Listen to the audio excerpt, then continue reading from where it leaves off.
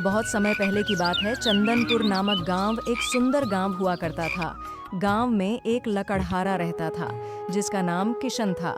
किशन बहुत ही ईमानदार और मेहनती था। वो हमेशा अपने काम से खुश रहता था। उसके पास ज्यादा धन नहीं था, लेकिन वो हमेशा अपने काम से संतुष्ट रहता था। किशन के परिवार में उसकी पत्नी और एक बेटी थी। वो सेठ हरिप्रसाद के यहाँ काम करता था, जिससे उसके परिवार का गुजारा चलता था। सुमन, मैं काम पर जा रहा हूँ, देर हो रही है। जी, लेकिन पिंकी की फीस कल तक भरनी है। पैसे कहाँ से लाऊं? सब खर्च तो घर में ही खत्म हो जाता है। सेठ लालचंद से तनख्वाह बढ़ाने की बात कीजिए। अब तो सब चीजें महंगी हो गई हैं। ठीक है, आज ही बात करता हूँ। ये कहकर किशन काम पर चला जाता है। आज पगार का दिन है, देखना सेठ कोई नया बहाना बनाएगा। हाँ भाई, हमेशा यही करता है। देखो, लकड़ी का भाव गिर गया है, सबको आधी पगार मिलेगी। पर सेठ जी, बात तो 3000 की हुई थी। नहीं चाहिए तो कहीं और जाओ। किशन चुपचाप पैसे लेकर लौटता है।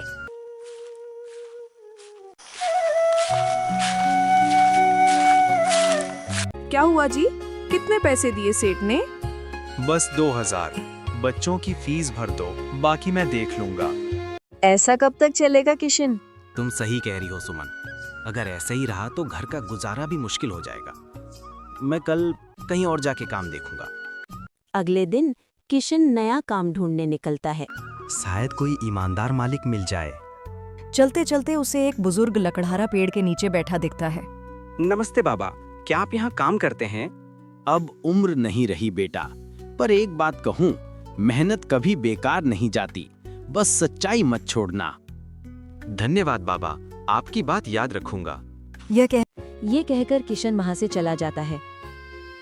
किशन जंगल में जाके लकड़ी काटना शुरू करता है। आज थोड़ा ज्यादा काम कर लूंगा, शायद भगवान कोई रास्ता दिखा दे। उसी दौरान उसकी नजर एक पुराने पेड़ पर जाती है जिस पर निशान बना है। पेड़ तो सड़ा हुआ लगता है, पर अंदर कुछ चमक रहा है। वो लकड़ी काटता है तो अंदर एक पुराना लोहा संदूक निकल आता है। क्या है? कोई तिजोरी?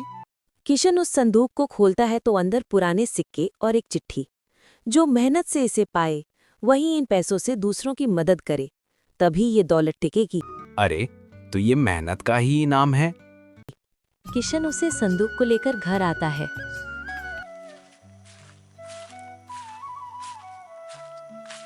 सुमन, ओ सुमन, कहाँ हो?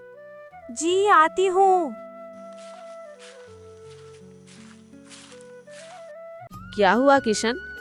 सुमन देखो, जंगल में ये मिला, पर इसमें लिखा है कि इसे बांटकर ही सुख मिलेगा। तो फिर हम उन लकड़हारों की मदद करेंगे जिन्हें सेठ जी दबाते हैं। बिल्कुल, अब हम सब मिलकर अपना काम शुरू करेंगे।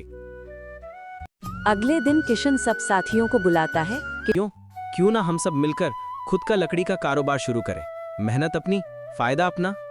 लेकिन पैसे कहाँ से आएंगे? भगवान ने रास्ता दिखाया है, थोड़े बहुत पैसे मेरे पास हैं, शुरुआत हमसे होगी। सब लोग मिलकर काम करते हैं। उनका काम अच्छा चलता है। कुछ समय बाद देखो रामू, अब तो हमारी लकड़ी शहर तक बिक रही है। भाई, मेहनत और सच्चाई का फल यही होता है। गांव में खुशहाली लौटती है। जिस मेहनत में सच्चाई हो वही असली जादू है। दोस्तों, ऐसी ही मजेदार कहानी देखने के लिए हमारे चैनल को सब्सक्राइब करना ना भूलें और वीडियो अच्छी लगी हो तो वीडियो को लाइक करें, कमेंट करें। मिलते हैं अगली कहानी में।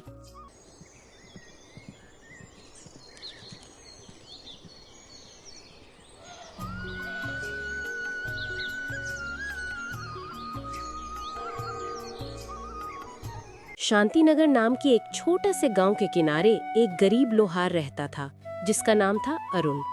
मिट्टी और फूस का उसका छोटा सा घर हर दिन संघर्ष की गवाही देता था।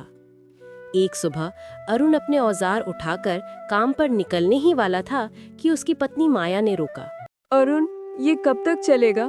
तुम हर रोज उम्मीद लेकर जाते हो और शाम को खाली हाथ लौट आते हो। क्या तुम्हें नहीं दिखता? पूरे गांव में हमारी हालत सबसे बुरी है। माया, मेरी किस्मत ही रूठ गई है।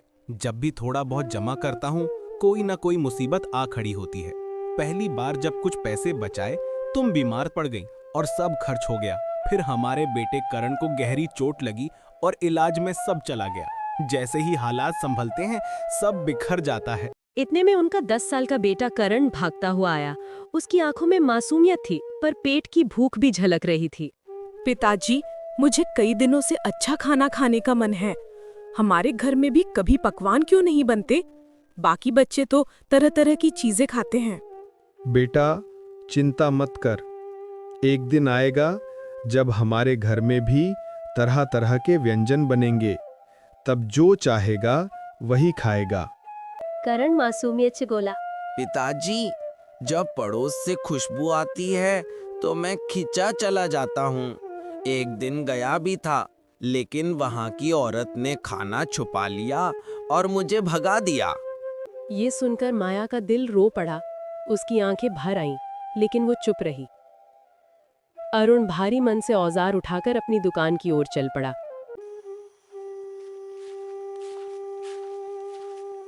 गांव के चौक पर अरुण की भट्टी थी। उस दिन उसने जैसे ही आग सुलगाई और हथौड़ा उठाया, उसे महसूस हुआ कि अब उसके बाजुओं में पहले जैसी ताकत नहीं रही। हाथों की चोटें पुरानी हो चली थी। वो आसमान की ओर देखकर बुदबुदाया, हे भगवान, और कितनी परीक्षाएं लोगे? मैंने न किसी का बुरा किया, न कभी चोरी, फिर भी मेरे सपने क्यों टूट जाते हैं? तभी गांव का प्रधान वहां आया और औपचारिक मुस्कान के साथ बोला, क्या बात है अरुण, आज हाथों में जोर नहीं दिख रहा? प्रधान जी, मेहनत बहुत करता हूँ, लेकिन किस्मत साथ नहीं देती। परिवार तंगी से जूझ रहा है। इतने में वहां बालकृष्ण आया, जो दूसरों के दुख पर हंसने का शौकीन था। आया जो पहले से उनकी बातें सुन रहा था, वो आके बोला, प्रधान जी, इस मनहूस को गांव से निकाल देना चाहिए। इसकी छाया पूरे गांव को बर्बाद कर देगी। दोनों हंसते हुए चले गए और अरुण वहीं बैठा रह गया। उसकी हथेली से हथौड़ा गिर पड़ा। उस दिन उसका हौसला भट्टी से पहले ही बुझ चुका था। शाम को वो थका हारा घर पहुंचा। वो आज बहुत उदास था। अरुण के आने के बाद माया अंदर से आई और बोली, क्या हुआ अरुण, आज इतने उदास क्यों हो? आज दुकान पर एक भी ग्राहक नहीं आया। ऊपर से प्रधान और बालकृष्ण मेरी किस्मत का मजाक उड़ाकर चले गए। मैं तुम्हारे लिए खाने का भी कुछ नहीं ला पाया। माया भी चुप हो गई। घर का माहौल और बोझिल हो गया। अगली सुबह अरुण चुपचाप घर से निकला और जंगल की ओर चला गया। मन में एक ही सवाल था, क्या यही जिंदगी है? क्या अब सब खत्म कर देना चाहिए? इसी दौरान उसकी नजर एक साधु पर पड़ी जो जमीन पर गिरे थे। अरुण जल्दी से उनके पास गया। साधु अरुण से बोले, बेटा, अगर जल्दी पानी न मिला तो मैं बच नहीं पाऊंगा। पास में 2 मील दूर एक तालाब है, मेरे लिए पानी ले आओ। अरुण ने कमंडल गया और तालाब की ओर गया, लेकिन जैसे ही उसने पानी भरना चाहा, तालाब से धुआं उठा और एक भयानक स्त्री का रूप सामने आ गया। तेरी हिम्मत कैसे हुई मेरा जल लेने की? अगर पानी चाहिए तो मेरी पहेली का उत्तर देना होगा। गलत हुआ तो यहीं डुबो दूंगी। मैं बिना पानी लिए नहीं जाऊंगा। मैंने साधु को वचन दिया है। डायन ने पूछा, ऐसा कौन सा घर है जो हर दिशा में खुला है, जिसमें उजाला भी है और अंधेरा भी, लेकिन दीवार, दरवाजा या जमीन कुछ नहीं? अरुण ने आंखें मूंद ली और सोचकर उत्तर दिया, वो है इंसान का मन जो हर ओर खुला है, जिसमें उजाला भी समा जाता है और अंधेरा भी, और जिसमें पूरा संसार समा सकता है। डायन चौंक गई और फिर हंस पड़ी। पहली बार किसी ने सही उत्तर दिया है। जा, जितना चाहे पानी ले जा। अरुण ने पानी भरकर साधु को पिलाया। साधु ने मंत्र पढ़ा और अचानक वहां एक सफेद बकरी प्रकट हो गई। अरुण, ये कोई साधारण बकरी नहीं है। इसे बेटी की तरह पालना, ये तुम्हारी किस्मत बदलेगा। अरुण बकरी को घर ले आया। उसका बेटा करण बकरी को देखकर खुशियों से झूम उठा।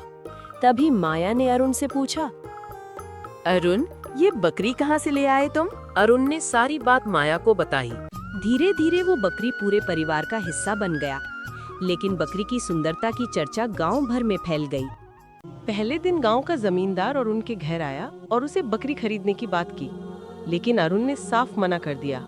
फिर एक दिन राजा वीरेंद्र ने भी बकरी को खरीदना चाहा। इसके लिए उन्होंने अपने सिपाहियों को अरुण के घर भेजा, लेकिन अरुण ने उन्हें भी साफ मना कर दिया और कहा, यह साधु की भेंट है, इसे बेचना मेरे लिए पाप होगा। जब सिपाहियों ने ये बात जाकर राजा वीरेंद्र को बताई तो उन्होंने गुस्से से कहा, अरुण को बंदी बना लो और बकरी को महल में ले आओ। अरुण और उसकी बकरी को महल ले जाया गया।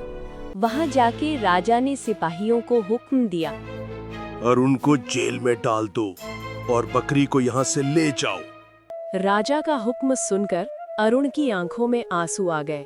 बकरी भी रोने लगी। बकरी की आंख से जैसे ही आंसू टपका और वहीं एक नीला दिव्य पुष्प प्रकट हुआ। राजगुरु बोला, महाराज, यही वो फूल है जिससे राजकुमारी की बीमारी दूर हो सकती है। राजकुमारी के शरीर पर फूल रखते ही वो स्वस्थ हो उठी। राजा भावुक होकर अरुण से बोले, मैंने तुम्हारे साथ अन्याय किया। तुम्हारे सच्चे आंसू ही इस चमत्कार का कारण बने। आज से तुम इस गांव के मालिक हो और मेरे राजमहल में सलाहकार बनकर रहोगे। राजा वीरेंद्र ने अरुण को सोना और धन दिया। अरुण ने सोना धन स्वीकार किया और अपने घर लौट आया। उसकी मेहनत, ईमानदारी और सच्चाई ने उसकी किस्मत बदल दी थी। वो गरीब लोहार अब पूरे गांव के लिए मिसाल बन गया। ऐसी ही मजेदार कहानी देखने के लिए हमारे चैनल को सब्सक्राइब करना ना भूलें। वीडियो अच्छी लगी हो तो वीडियो को लाइक करें, कमेंट करें। मिलते हैं अगली कहानी में।